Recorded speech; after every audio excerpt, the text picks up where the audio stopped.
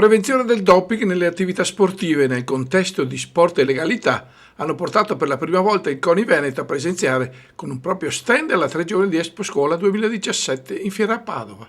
Una presenza importante, sottolineata anche dallo stesso presidente regionale del CONI Veneto, Gianfranco Bardelle, che ha fatto visita alla rassegna padovana, soffermandosi anche nello stand allestito dal CONI Veneto e dalla Scuola regionale dello sport, che hanno promosso un interessante incontro con gli studenti, grazie a Roberto Codella dell'Università di Milano, il quale ha analizzato con i ragazzi il tema cos'è il doping e gli effetti che ha sulla psiche e sull'organismo,